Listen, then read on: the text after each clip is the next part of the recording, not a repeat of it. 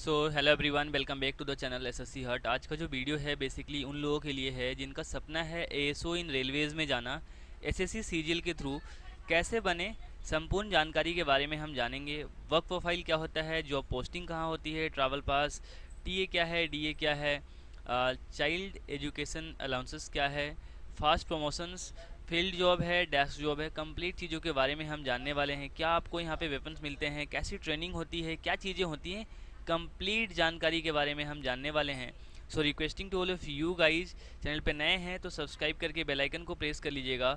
और ऐसे ही informational videos को देखने के लिए और इसके पीडीएफ को प्राप्त करने के लिए आप टेलीग्राम को ज्वाइन कर सकते हैं, लिंक गिवन इन डिस्क्रिप्शन। तो ले चलता हूँ आपको पीपीटी पे और पूरा का पूरा चीज़ आपको समझाता हूँ कि किस प्रकार से हम एएसओ बन सकते हैं। ठीक है, अगर हम बात करते हैं यहाँ पे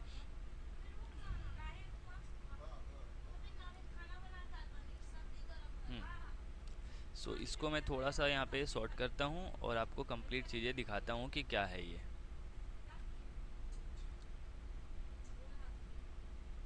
ठीक है,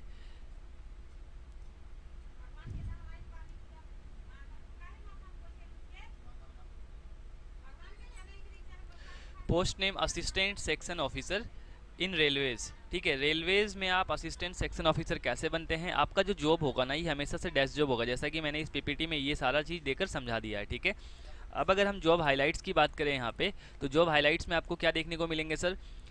जॉब का जो नाम है post name assistant section officer ASO. ठीक है, डिपार्टमेंट मिनिस्ट्री ऑफ रेलवेज, इसमें 36 प्रकार की डिपार्टमेंट्स है। ठीक है, मिनिस्ट्री ऑफ फाइनेंस है, मिनिस्ट्री ऑफ हेल्थ है, मिनिस्ट्री ऑफ एएफएचक्यू है, मिनिस्ट्री ऑफ सीएसएस है, क्या सॉरी मिनिस्ट्री ऑफ एमईए है। तो बहुत सारे मंत्रालय हैं यहाँ पे। और ये जो पोस्ट है ये ग्रुप बी की पोस्ट है, नॉन गैजेटेड पोस्ट है ये। ठीक है ना, और रिक्रूटेड कैसे होता है, ये एसएससी सीजीएल एग्जामिनेशंस के थ्रू होता है। और इसकी जो पोस्टिंग होती है ओनली दिल्ली में पोस्टिंग होती है, रेल भवन में। ठीक है, अगर आप एएसओ सीएसएस इन रेलवेज में जाते हो। ठीक है ना, सो ये चीज़ें मैंने बता दी जॉब हाइलाइट्स के बारे में। अब हम बात करते हैं सर एलिजिबिलिटी क्राइटेरिया के बारे में कि what will be the eligibility criteria for this post.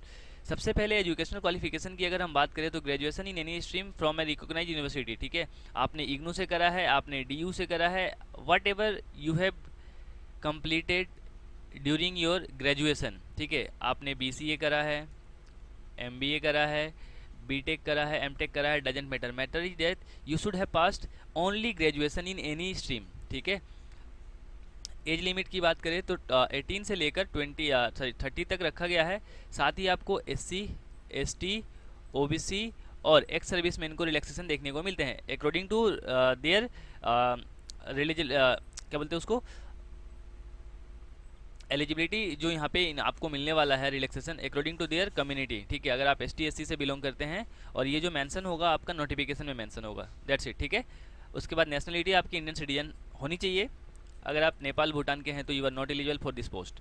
Exam process की अगर हम बात करें आफ्टर 2022 से पहले क्या होता था कि आपका प्री का पेपर 200 क्वेश्चन का होता था। ठीक है, और इसका भी टीयर 1 ये इसका जो मार्क्स है ना फाइनल में जुड़ता था। और मेंस का पेपर होता था इंग्लिश का 200 नंबर का और आपका मैथ का 200 नंबर का, तो ये हो गए 600 नंबर का, प्लस डिस्क्रिप्टिव आपका 100 नंबर का होता था, ये 700 नंबर का पेपर होता था। ठीक है, तो उस टाइम पे इस पोस्ट को लेने के लिए आपका जो मार्क्स आना चाहिए था 634, 642 इस प्रकार के मार्क्स आने चाहिए थे, तब जाकर आपको ये पोस्ट मिलता। But right now after the 2022, ठीक है, इसमें क्या क्या हुआ है, since 2022 SSC CGL has only 2 stages, no DV, no return, nothing else. Tier 1 preliminary examinations only for qualifying, 25 question maths के आएंगे 50 मार्क्स, जनरल अवेयरनेस के 25 क्वेश्चन 50 मार्क्स, क्वांटिटी एप्टीट्यूड के 25 क्वेश्चन 50 मार्क्स, इंग्लिश के 25 question 50 marks, total 100 question 200 marks और 1 hours का समय दिया जाएगा ओनली फॉर क्वालिफाइंग है ये। ठीक है, इसका मेरिट से कोई भी लेना देना नहीं है। लेकिन जो मेरिट टीयर 2 है, मेंस मेरिट डिसाइडिंग फैक्टर यही होता है। और इसमें आपको रीजनिंग प्लस मैथ्स के 30 क्वेश्चन मिलेंगे और एक क्वेश्चन 3 नंबर कैरी करेगा, तो 180 मार्क्स का आपका सेशन 1 होगा। ठीक है, जिसमें आपका मैथ और रीजनिंग होगा।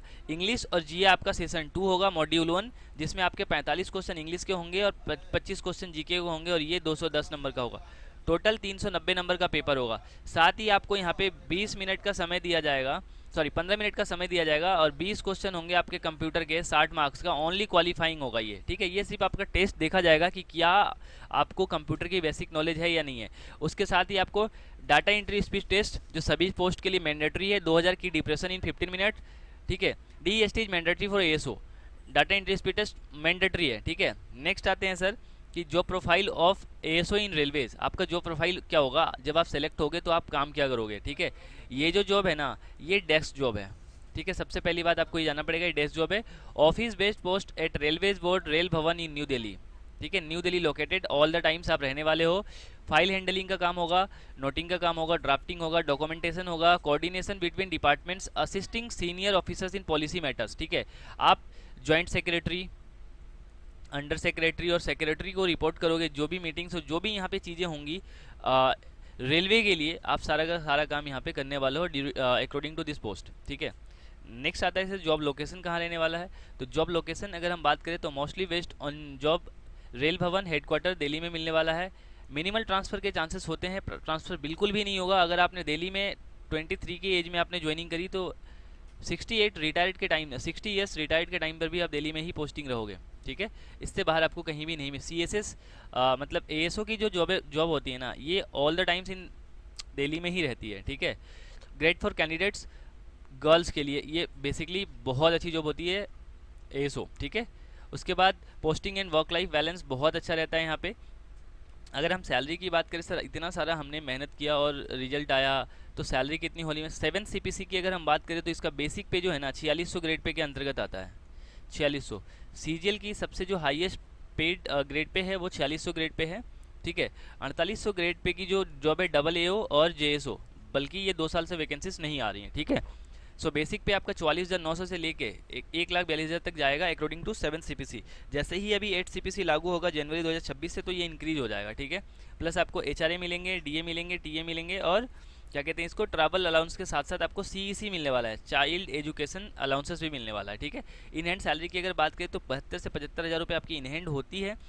उसके बाद आपको यहाँ पे NPS कटता है, ठीक है। अगर सपोज डेट आपके 10 के NPS आपके सैलरी से कटती है तो 10 के आपके गवर्नमेंट भी देने, मतलब कि 20,000 रुपये महीना आपका जमा होता है, ठीक है। अगर आपने 30 साल भी सर्विस कर ली तो एक साल में 20,000 के हिसाब से आप जोड़ लो तो कितने अमाउंट जमा होते हैं। अगर आपने 30 ईयर्स कर ली तो लगभग बहुत अच्छा खासा अमाउंट आपको आफ्टर द रिटायरमेंट आपको मिलने वाले हैं, ठीक है। अब आते हैं sir promotion in career path की। अगर आप ज्वाइनिंग करते हो तो क्या आप हमेशा उसी पोस्ट पे रहोगे? नहीं सर, आप ASO लेवल की एंट्री करते हो, ठीक है। यहाँ से 4 से 5 साल की सर्विस के बाद ही आपको सेक्शन ऑफिसर बनाया जाता है, ठीक है। उसके बाद 5 to 6 years via departmental examinations देने के बाद आप अंडर सेक्रेटरी जाते हो। लगभग यहाँ से ये 5 से 6 साल है, बट 10 से 12 साल आपको लग जाते हैं यहाँ तक जाने, और यहीं तक जाते जाते आपका जो एज है कंप्लीट हो जाता है। अंडर सेक्रेटरी, डायरेक्टर और डिप्टी सेक्रेटरी आप नहीं बन सकते हैं, ये UPSC वाले कैंडिडेट्स पहुँचते हैं, ठीक है। SSC वाले अंडर सेक्रेटरी तक जाते जाते ही कंप्लीट हो जाते हैं, ठीक है। सो प्रमोशन इसमें बहुत फास्ट है, rather than ITO income tax officer, या फिर आप बात करें किसी अन्य पोस्ट के बारे में, ठीक है। सो ये बहुत अच्छा और बहुत ही लाजवाब पोस्ट होता है, ठीक है। अगर हम पक्ष की बात करें तो हैंडसम सैलरी मिलती है, इनहेंड सैलरी बता ही दिया मैंने, ठीक है। और लेवल पे जो है यहाँ पे 7 CPC है। हाउस रेंट अलाउंसेस मिलते हैं आपको, गवर्नमेंट क्वार्टर्स आपको मिलते हैं रेलवे रिकमेंडेशन के हिसाब से। Priority for railways residential quarters in prime locations of Delhi. Central government health scheme आपको मिलने वाला है, free highly subsidies treatment in CGCS hospitals.